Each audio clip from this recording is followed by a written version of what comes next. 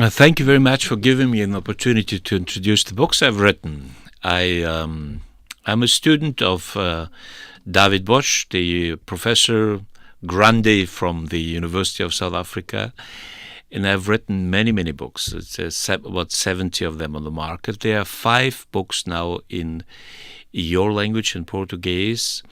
It is a program which we started years back on transforming churches. The idea is to transform churches to being society relevant and society transformative. And the first book is called Embracing the World. In that book, first of all, I discussed the concept of the church as God's ecclesia, the called out of the world assembly, which is called out to accept responsibility for the world around her. And it is a study on the New Testament teaching on the church. And then it goes into a program of a church which changes the community around them. Community-driven, community-centered, community-developing. In order to do community work, you have to do, for instance, context analysis. You have to understand how your community is shaped around you. What do people feel? What are their desires? What are their strengths? What there are felt needs? And in order to enable the church to do context analysis, I have written together with my students, a book called Understanding the World. And that book is also available in Portuguese. It gives you a number of ideas how to do community or context analysis around you. A third book, which is available in Portuguese, is Transforming Theology, Transforming the World, transforming the world around you. And it's a theological book.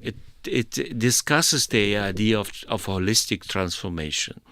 Because if we transform the world only socially, then we might end up with a communistic idea. And I am being a former communist, I would say this does not lead anywhere. So we have to do this holistically. We have to bring people to Jesus and bring people back to their missionary task in the world. The third book available in your language is called Celebrating God in the World, and it's a theology of worship.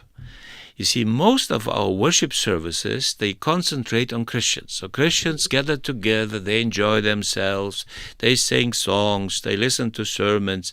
At the end, it's all about them. But that's not what church is called to. The church is God's ambassador of reconciliation in the world. We are going to have to tell the world to be reconciled with God. And so that's why our worship needs to change. And so this book discusses the idea of the worship and traditional worship elements and worship liturgies, and gives an idea how to do worship missionally. That's the main focus of this book. And the last book, which is available in your language, is a book on leadership. Now, most of our churches are hierarchically organized. There's a pastor, and the pastor will lead a little team, and then the team leads the church.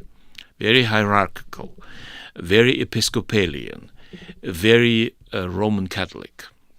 That's what it is at the end, and very unbiblical, because the Bible doesn't teach this. Apostle Paul teaches a church leadership which is fivefold. God himself, he sets in the church strategically minded people, prophetically minded people, evangelistically minded people, pastors and teachers. And this fivefold ministry is a wonderful concept to lead the church to growth. So that's why the last book is not homiletics, it's actually a book on leadership, on leading the church through preaching. Martin Luther once said, God must be crazy because he intends to lead the church through preaching. And he does so by applying a fivefold ministry. There will be a next book coming, but that's a different story, and I'll tell you later about this. Thank you very much for listening to me.